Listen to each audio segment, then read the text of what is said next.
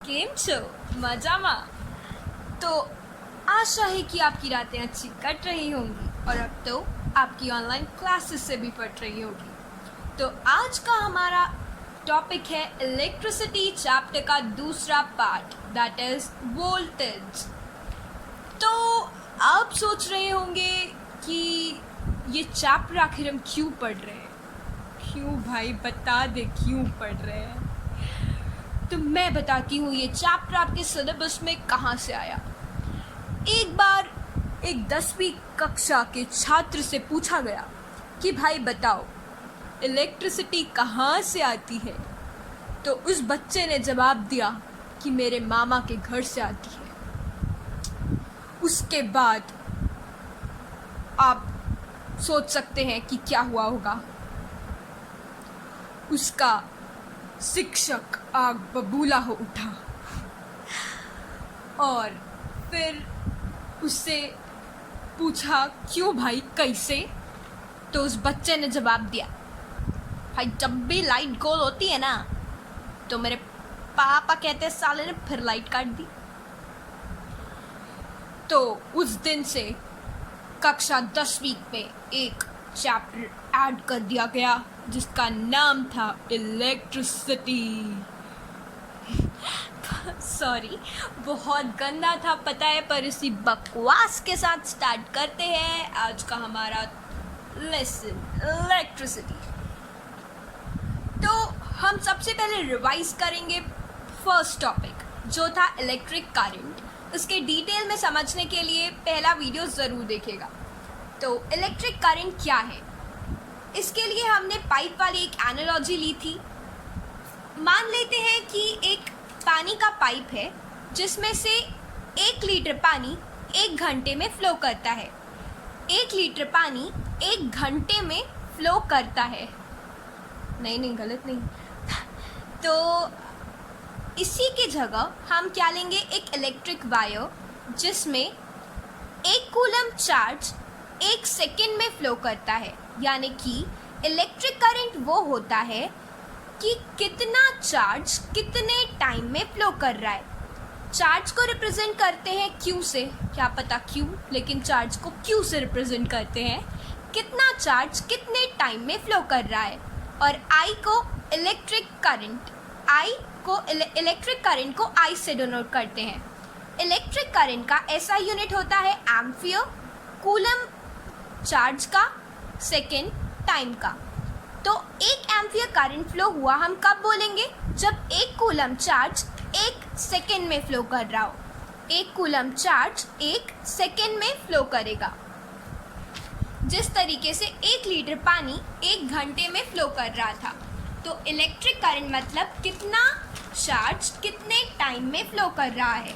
तो अब आते हैं हमारे मेन टॉपिक में, दैट इज वोल्टेज।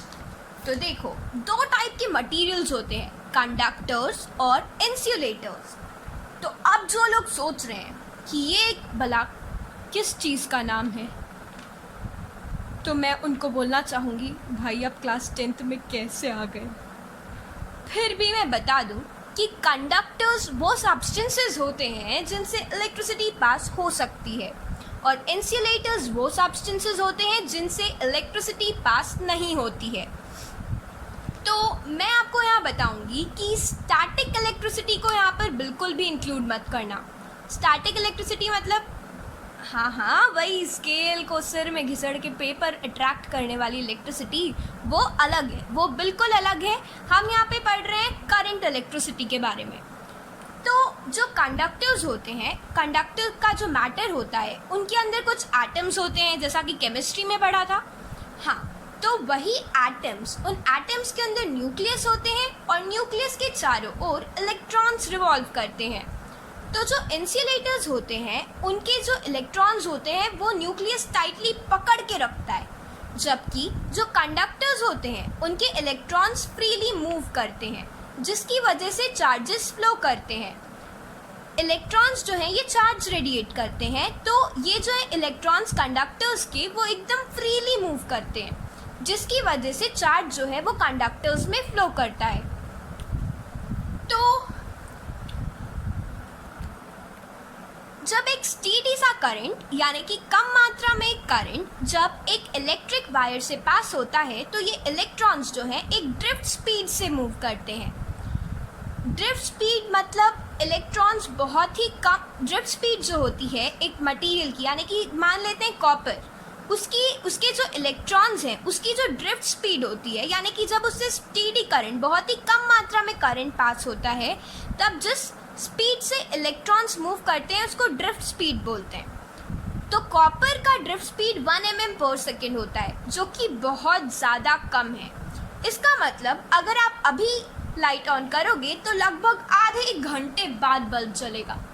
पर क्या ऐसा होता है? नहीं, हम स्विच ऑन करते हैं और तुरंत बल्ब जल जाता है। तो इसके लिए हम पढ़ेंगे कि इलेक्ट्रॉन्स कैसे फास्ट मूव करते हैं। स्टेडी करंट पास होने पर तो इलेक्ट्रॉन्स जो है वो एकदम धीरे धीरे मूव करते हैं, जिस हिसाब से 1 घंटे बाद बल्ब जलना चाहिए।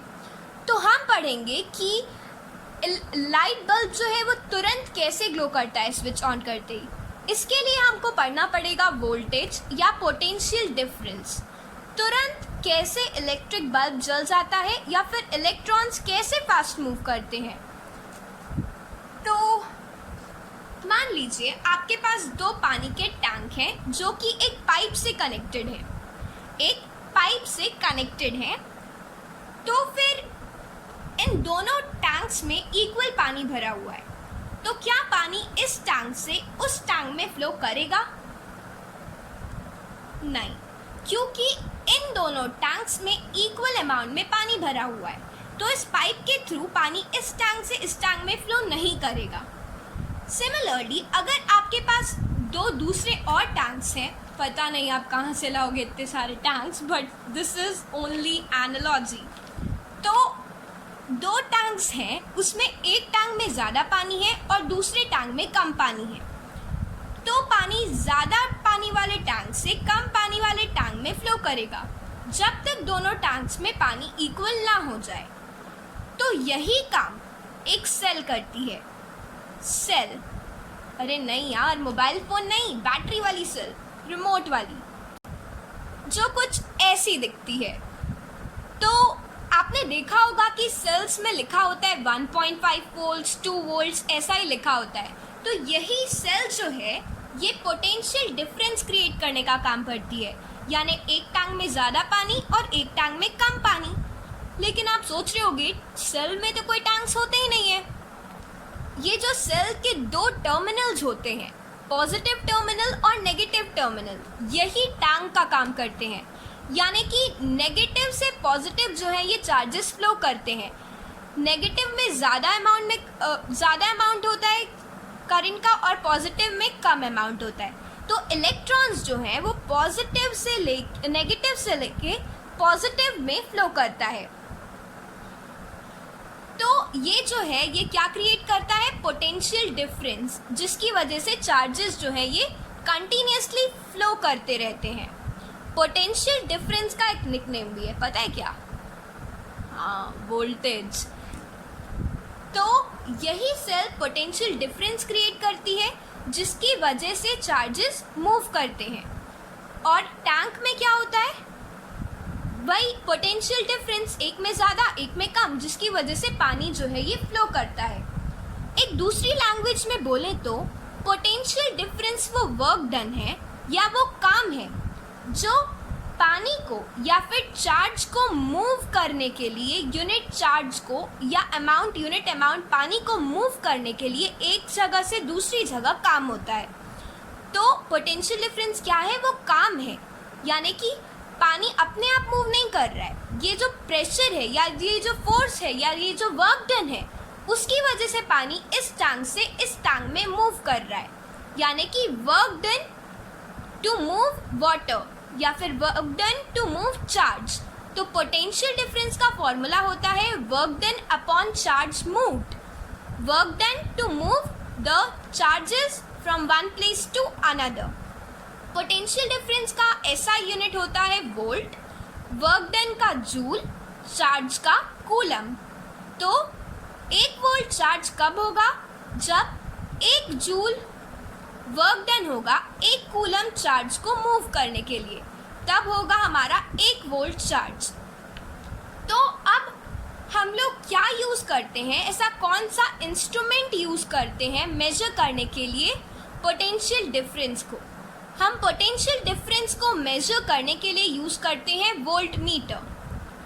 वोल्ट मीटर जो होता है ये एक ऐसा डिवाइस है जिससे हम मेजर कर सकते हैं कि कितना पोटेंशियल डिफरेंस क्रिएट हो रहा है, यानी कि कितना ज़्यादा और कम है चीज़ें, कितने ज़्यादा और कम चार्जेस हैं, कितना पोटेंशियल डिफरेंस क्रिएट हो रहा है सर्किट में, जिसकी वजह से चार्ज मूव कर रहे हैं। जब तक पोटेंशियल डिफरेंस क्रिएट नहीं होगा तब तक दोनों टैंक्स में इक्वल पानी भरे वाले जैसे टैंक्स थे उसी तरीके से कोई भी चार्जेस फ्लो नहीं करेंगे। तो ये जो वोल्ट मीटर है ये सर्किट के पैरेलली कनेक्टेड होता है। क्यों? क्योंकि एक पॉइंट में और दूसरे पॉइंट के बीच में कितना पोटेंशियल डिफरेंस है ये मेजर करने के लिए, पहले में ज़्यादा है दूसरे में कम है, तभी एक से दूसरी जगह जो है वो चार्जेस मूव करेंगे। तो इसीलिए वोल्ट मीटर को हमेशा पैरेलली कनेक्ट करते हैं। तो आज की राम कथा हुई समाप्त। तो अब आई होमवर्क की बारी। तो आपका होमवर्क है कि आपको क्वेश्चन सॉल्व करने हैं। हाँ, क्वेश्चंस तो सॉल्व करने ही हैं, लेकिन आपको एक ऐसा बॉलीवुड का सॉन्ग ढूंढ के लाना है जिसमें इलेक्ट्रिसिटी का एक टर्म आता हो और उसके कमेंट में डेफिनेशन लिखनी है। तो चलो आज के लिए इतना ही। लाइक, सब्सक्राइब, कमेंट और शेयर करना बिल्कुल मत भूलिएगा।